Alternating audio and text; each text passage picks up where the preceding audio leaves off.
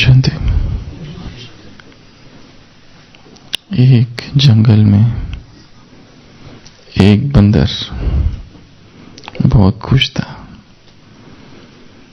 एक डाली से दूसरी डाली कूदता फिरता झूमता गाता अपने दोस्तों के साथ बहुत अच्छी तरह अपना जीवन बिता रहा था।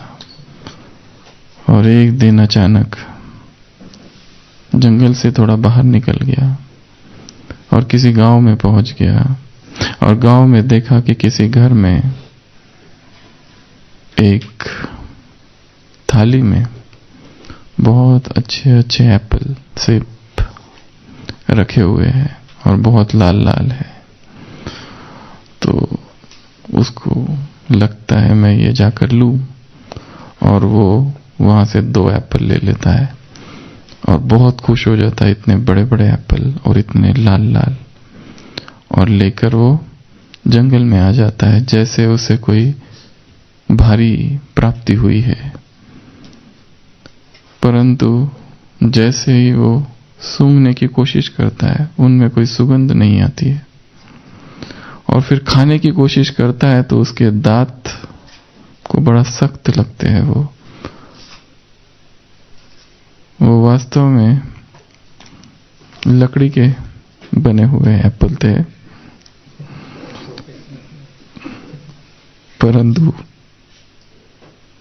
इतनी अमूल्य प्राप्ति जो हुई है वो इसे छोड़ नहीं सकता है, क्योंकि उसे निहारते निहारते उसकी भूख ही खत्म हो गई। दिन रात उन्हीं को देखते रहता था, और अब दूसरी एक चिंता थी कि मेरे जो दूसरे साथी है उनको ये न मिले, इसके लिए और जोर से पकड़ के रखता था।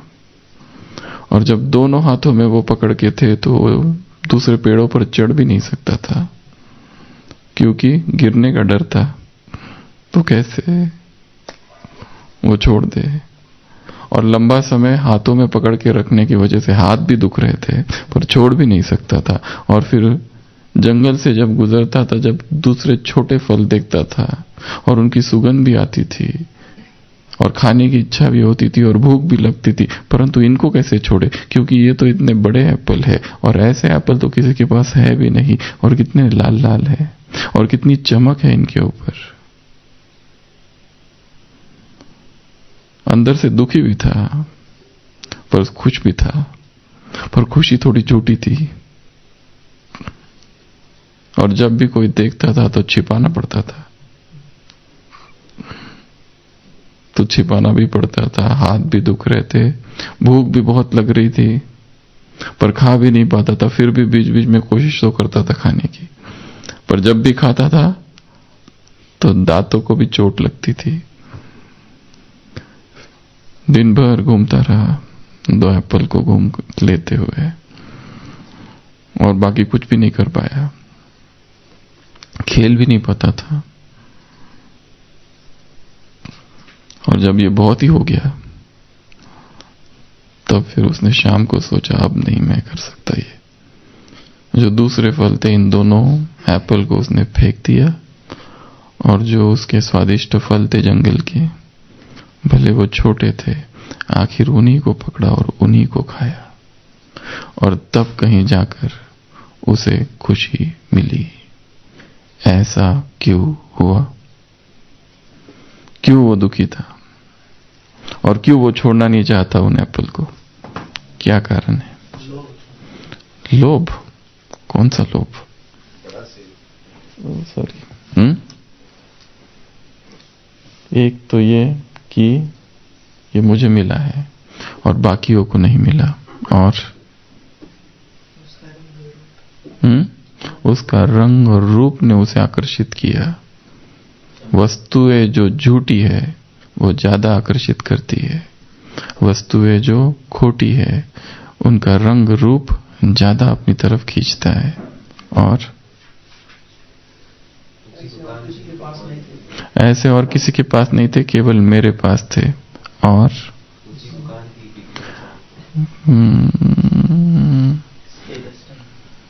ये कहावत किसी दूसरे अर्थों में प्रयोग की जाती है। और स्टेटस सिंबल, स्टेटस, और इतना मेहनत से मैं लेके आया, इन्होंने नहीं लाया, ये मैंने लाया है, और थक क्यों गया वो? क्योंकि ऐसी वस्तु जो मुझे मिली है इसकी देखभाल भी करनी पड़ती है।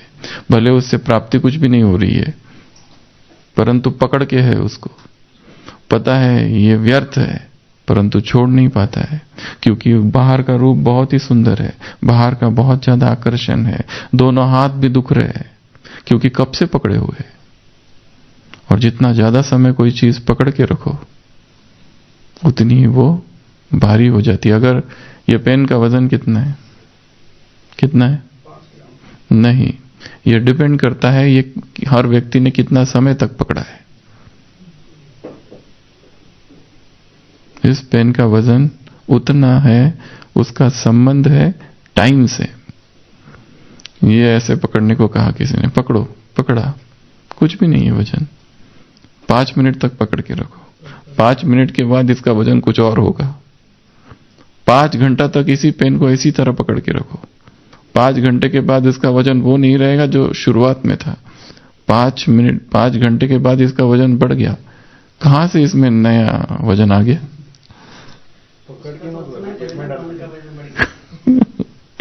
तो वस्तुओं का वजन निर्भर करता है समय से, स्मृतियों का वजन निर्भर करता है समय से। चोट जो दिल को लगी है उनका वजन निर्भर करता है कितना समय तक उन चोटों को पकड़ के रखा है। तो उसने पूरा दिन भर उस सेब को पकड़ के रखा, और जितना अधिक समय पकड़ के रखा उतना वो थक गया, और जब तक वो पकड़ के था तब तक बाकी और कुछ नहीं कर सकता था, क्योंकि सारा ध्यान उसी में लगा हुआ था। वही जो घटना, वही जो बात जो जीवन में घटित हो गई, उसी को ऐसा पकड़ के रखा है कि बाकी और कुछ सोचने के लिए समय ही नहीं है। उसी के लिए सोच रहे, उसी व्यक्ति का सोच रहे, उसी संबंध के बारे में सोच रहे, उसी घटना के बारे में सोच रहे, उसी बात के बारे में जो पाप था, विकर्म था, व्यर्थ था, जो हो चुका, पर अब तक सोच जारी है। मंथन चालू है गहरा, एकांत में बैठकर।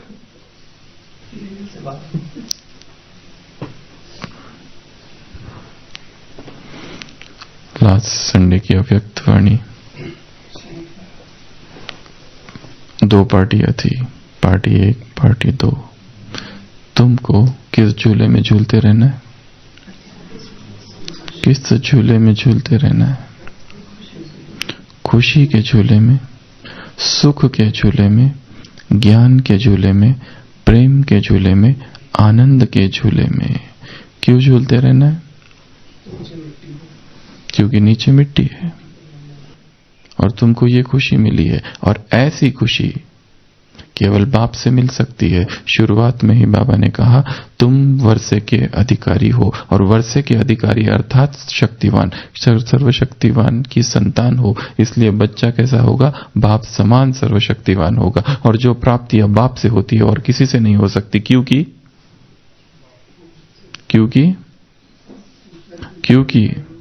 क्योंकि बाप सर्वज्ञ है, आत्माएं सर्वज्ञ नहीं है, आत्माएं अल्पज्ञ है। जो मनुष्यों से प्राप्ति होती है वो कभी भी वो नहीं हो सकती जो भगवान से होती है। फिर भी स्वभाव मन का ऐसा है मनुष्य का कि वो मनुष्य की तरफ ही भागता है, उनसे ही लेना चाहता है, उनका ही प्यार चाहता है, उनसे ही एक्सपेक्टेशंस है, उनसे ही अपेक्षाएं है, उनकी ही स्तुति चाहिए, उनसे ही शक्ति चाहिए, उनसे ही पावर चाहिए, उनकी सकाश चाहिए, उनका केयर चाहिए, उनका अटेंशन चाहिए, उनसे सिंपैथी चाहिए, सहानुभूति चाहिए, सब कुछ उनसे चाहिए, उनसे स्तुति चाहिए। क्यों?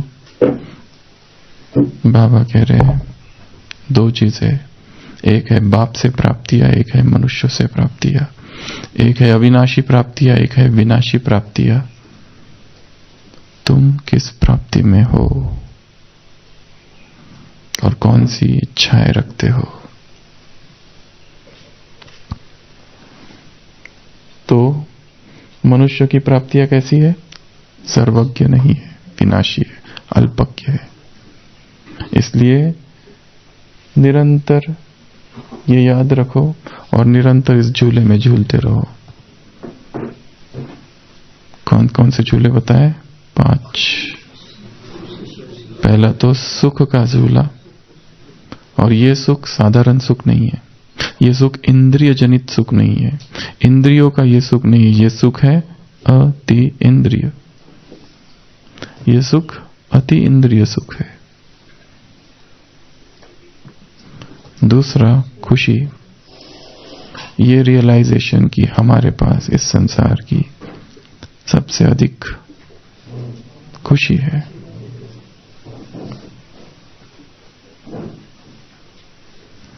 जो खुशी हमको मिली है इस संसार में और किसी को नहीं मिली, जो खुशी का स्रोत हमने पाया है वो संसार में और किसी ने नहीं पाया।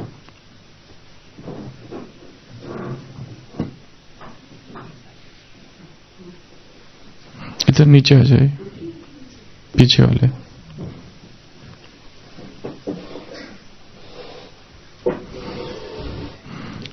खुशी का झूला, सुख का झूला, ज्ञान का झूला। ज्ञान के झूले में झूलते रहना अर्थात क्या? ज्ञान के झूले में झूलते रहना अर्थात क्या करते रहना? और क्या करते रहना?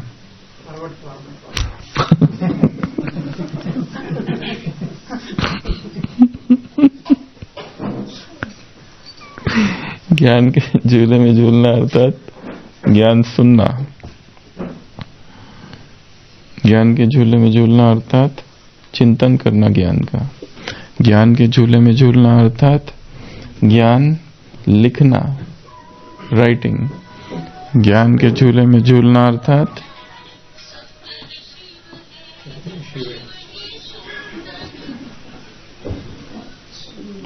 सुनना, मनन करना, लिखना, सुनाना, नैरेटिंग, दूसरों को ज्ञान सुनाना।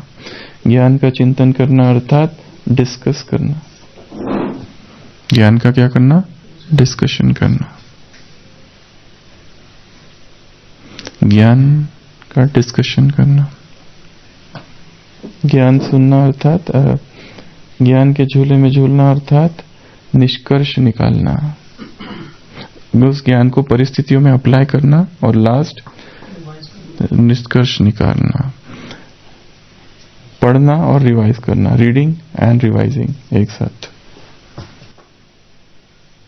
तो ज्ञान सुनना, उसके बारे में सोचना एकांत में। कल की मुरली में था, एकांत में क्या करो मीठे बच्चे? विचार सागर मंथन करो एकांत में। शक्ति आएगी तब, नहीं तो नहीं आएगी। सुनना, विचार करना, पढ़ना, फिर लिखना, फिर चर्चा करना, दूसरों को सुनाना, रिवाइज करना, और ये सब करके अप्लाई करना परिस्थितियों में, और फिर लास्ट निष्कर्ष निकालना कि ये ज्ञान की पॉइंट थी, इसको इधर अप्लाई किया, क्या हुआ। एकदम क्रोध की अवस्था थी, अब बस क्रोध का ज्वालामुखी फूटने ही वाला है और कोई हमारे क्रोध का भाजन बनने ही वाला है, क्योंकि गलती ऐसी की है उसने।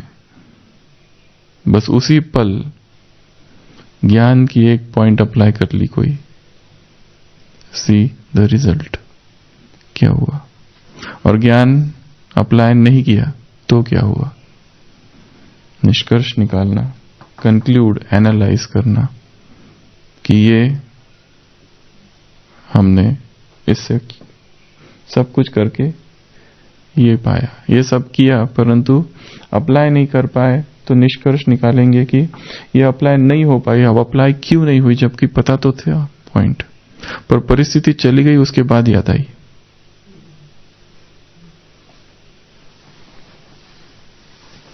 तो ज्ञान के झूले में झूलना सुख के झूले में झूलना, खुशी के झूले में झूलना, आनंद के झूले में झूलना, प्रेम के झूले में झूलना।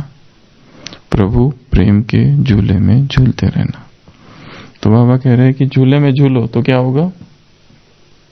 नीचे नहीं आओगे, मिट्टी पे नहीं जाओगे, खराब नहीं बनोगे, स्वच्छ रहोगे, मैले नहीं होंगे। क्योंकि नीचे मिट्टी क्या करती है? मैला करती है। और क्या करती है मिट्टी? मिट्टी में मिला देती है। और क्या करती है मिट्टी? मिट्टी क्या करती है? मैला तो करती है। और क्या करती है? धूल चटा देती है। मिट्टी में इन्फेक्शंस होता है, एलर्जी होती है, बहुत सारी चीजें होती है, जर्म्स होते हैं, कुछ कुछ होता है उसमें। तो नीचे उतरना ही नहीं है। नीचे उतरे कि नीचे मिट्टी है, निरंतर ऊपर रहना, यही ब्राह्मण जीवन है। ये जीवन है ऊपर रहने का, मिट्टी में आने का नहीं। मिट्टी में बहुत समय रहे, मिट्टी में रहे भी, दूसरों को मिट्टी लगाई भी। अनसुधरेले और सुधरेले, अनार्य और आर्य। अनसुधरेले बहुत रहे, अब सुधरेले बन जाओ। मिट्टी का ही काम किया, मिट्टी को ही बहुत प्यार किया। अब मिट्टी से प्यार करने का समय नहीं है। अब किसको प्यार करने का समय? चिन्मय, मृण्मय को नहीं। मृण्मय अर्थात मिट्टी, चिन्मय अर्थात चैतन्य। तो झूले में झूलते रहो, निरंतर झूले में झूलते रहो, किसी ना किसी झूले में झूलते रहो। और ये एक वरदान है। ये वरदान क्या करता है? वरदान वरदाता की याद दिलाता है। ये वरदान सेफ्टी का साधन है। ये वरदान परिस्थितियों में काम करता है। ये वरदान मेहनत से मुक्त कराता है। कोई भी चीज को वरदान के रूप में स्वीकार करना तो क्या होगा? मेहनत नहीं लगेगी। और वरदान के लिए बाबा ने क्या कहा? विनोद भाई, अभी अभी जो मुरली चली थी, वरदान के लिए क्या कहा था शांतिवन में? अप्रैल वाली, 2 अप्रैल 2008 की मुरली, क्या कहा वरदान के लिए? सबको समान वरदान दिया, परंतु लेने वाले नंबरवार हो गए। क्यों? कभी कभी और थोड़ा थोड़ा, ये 2 शब्दों के कारण। तो तुमको करना क्या है? फलीभूत करना है। और फलीभूत करने की विधि क्या है? बांटना। फलीभूत करने की विधि कार्य में लगाना, हर उसी समय कार्य में लगाना, तो ही ये बीज फलीभूत होगा। तो जो भी वरदान के रूप में स्वीकार किया जाता है उस पर काम करना है। तो जब भगवान कह रहा है तुम अतीन्द्रिय सुख के झूले में झूलो, तो ये केवल यहां तक रुकेगा नहीं, इस पर काम करना है। तो वरदान सेफ्टी का साधन है। वरदान क्या करता है? वरदाता की याद दिलाता है। वरदान एक मुरली में कहा था ना, एक है बाप को याद करना, दूसरा है बाप के ज्ञान को याद करना। ज्यादा फायदा किस में है? बाप के ज्ञान को। बाबा ने खुद कहा है, एक है बाप को याद करना, एक है उसके ज्ञान को याद करना। ज्यादा फायदा है उसके ज्ञान को याद करना। वैसे उसके ज्ञान को याद करना और उसको याद करना एक ही है, क्योंकि उसी का ज्ञान नहीं है। तो निरंतर, तो ये फर्स्ट पार्टी से मुलाकात थी, जिसमें शुरुआत की बाबा ने सभी वर्षे के अधिकारी हो, और वर्षे के अधिकारी बनना अर्थात शक्तिशाली बनना। जैसे बाप शक्तिशाली है वैसे तुम भी शक्तिशाली बनो। जैसा बाप वैसा बच्चा। पावरफुल बनना, शक्तिशाली बनना। शक्तिशाली अर्थात दुखी नहीं, शक्तिशाली अर्थात उदास नहीं, शक्तिशाली अर्थात नाराज नहीं, शक्तिशाली अर्थात पपेट नहीं। संतुष्टमणि आत्माओं की निशानी में एक निशानी क्या थी? परिस्थितियां क्या लगती है उसको? कार्टून शो लगती है उसको। मनोरंजन की जीवन है, अतीन्द्रिय जीवन है, सुखमय जीवन है। ये संतुष्ट मणियों की निशानियां बताई थी अभी अभी मुरली में। तो शक्तिशाली अर्थात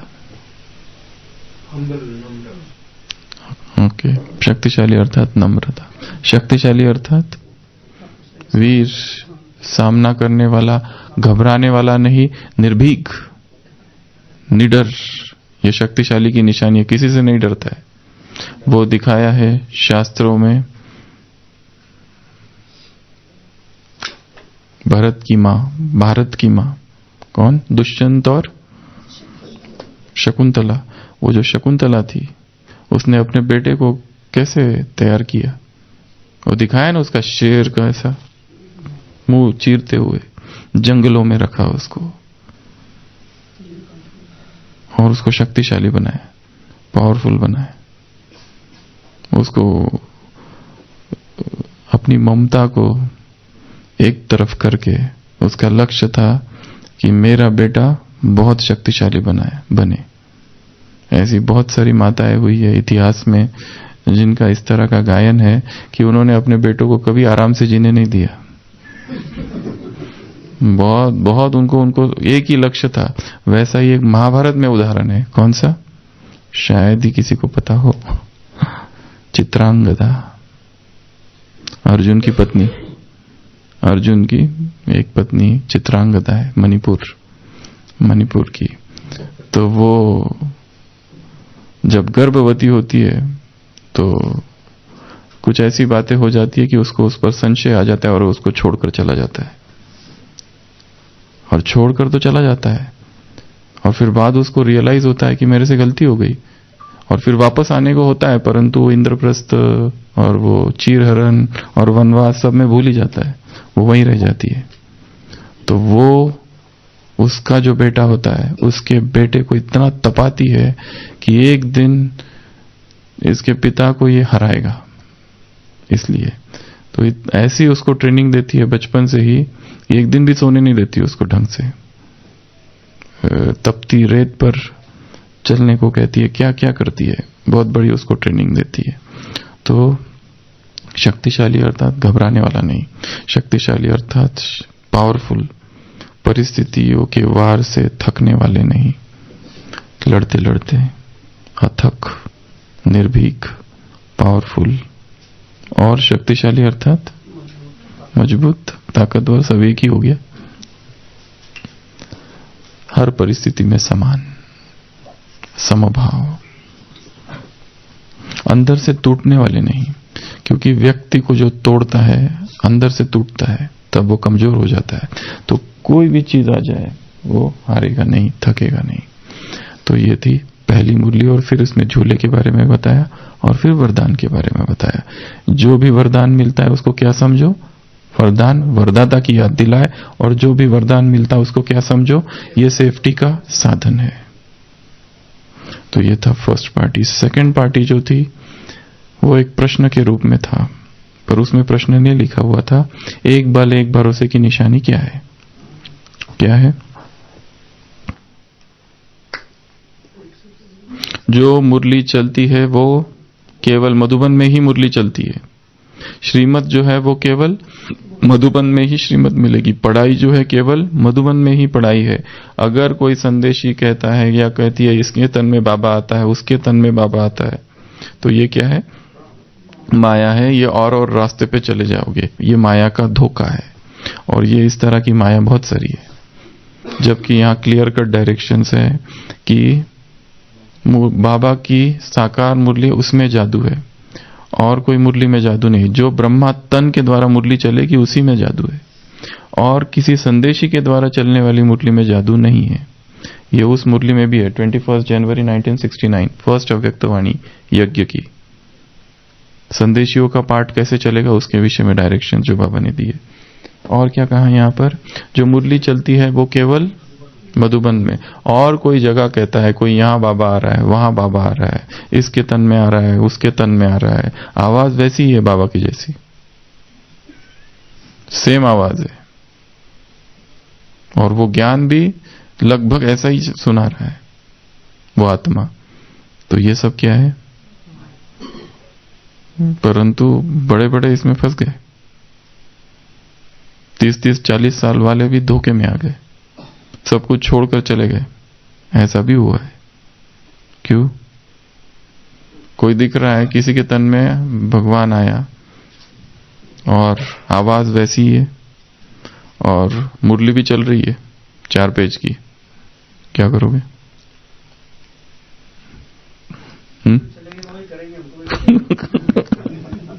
नहीं, हम भी बैठे हैं सभा में और किसी के तन में भगवान आ जाए और वही मुरली जो नीचे चलती थी वैसी ही चल रही है, आप क्या करेंगे?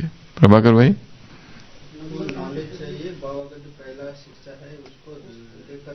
नहीं, पर अभी हमारे पास लेटेस्ट है, तुम्हारा तो बंद हो गया, हमारा लेटेस्ट है। अभी बताओ, अभी है कि तुम्हारी कोई मुरली? अभी तो है ही नहीं, ये हमारी अभी चल रही है।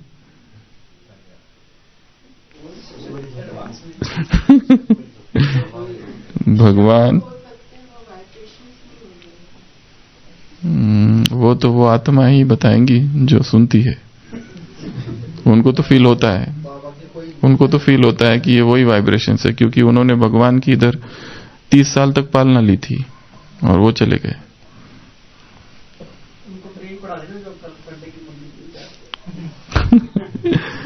यहाँ क्लियर कट डायरेक्शंस है। मुरली मधुबन के बाहर नहीं चलेगी।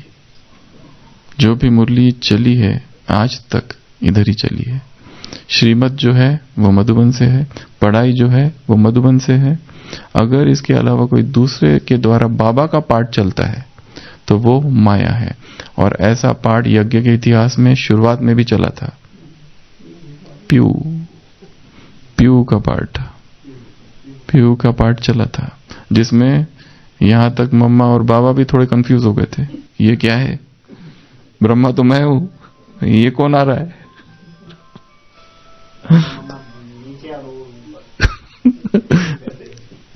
चित्र भी है ना, वो बैठी हुई है बहन, गद्दे पर बहन बैठी हुई है। बाद में बहन जी पलायन कर गए, कहीं कहाँ गए पता नहीं। तो ये सब होगा। नई नई आत्माएं आएंगी, वो कहेंगे हमें बाबा आ रहा है, उसमें बाबा आ रहा है। ये तो अभी पूरा हो गया यहाँ का, अभी इधर बाबा को तो काम करना है ना अपना, सतयुग की स्थापना, तो कहीं तो आएगा, तो इसलिए यहाँ आ रहा है। और same words, same slow voice, same अव्यक्त आवाज, सेम धीरे धीरे, और वही आज।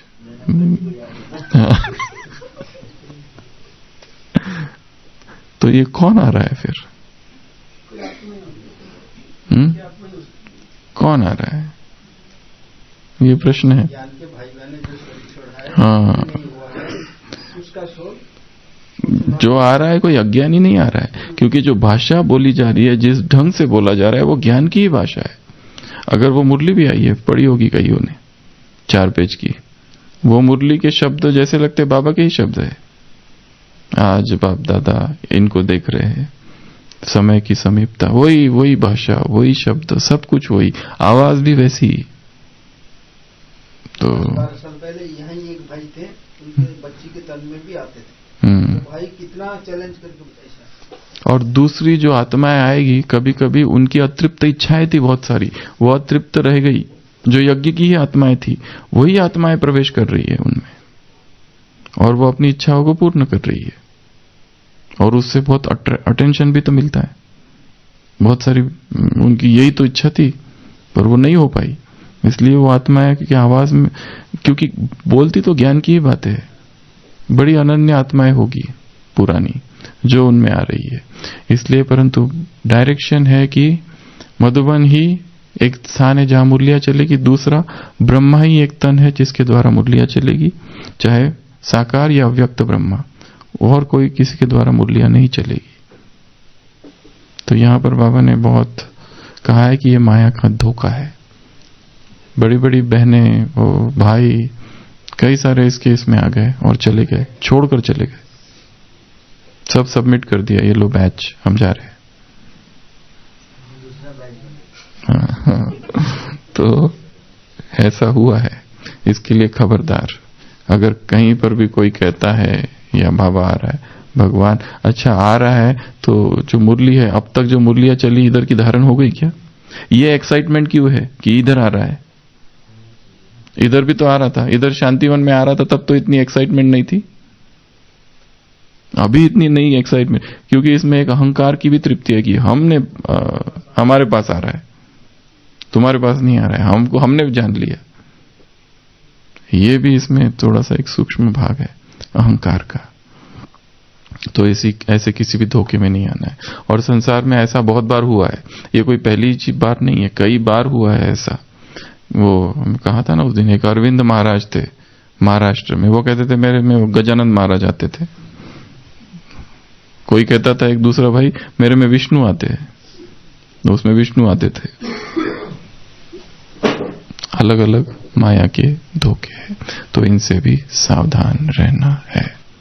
तो ये दो बातें थी, एक तो झूले वाली, बाप समान शक्तिशाली बनने वाली, वरदान वाली, खुश रहने वाली, और दूसरा ये माया के नए रूप, माया का नया रूप है ये, जिसके बारे में शायद हम सोचा नहीं हो। और जो नए नए होंगे वो एकदम फंस जाते हैं,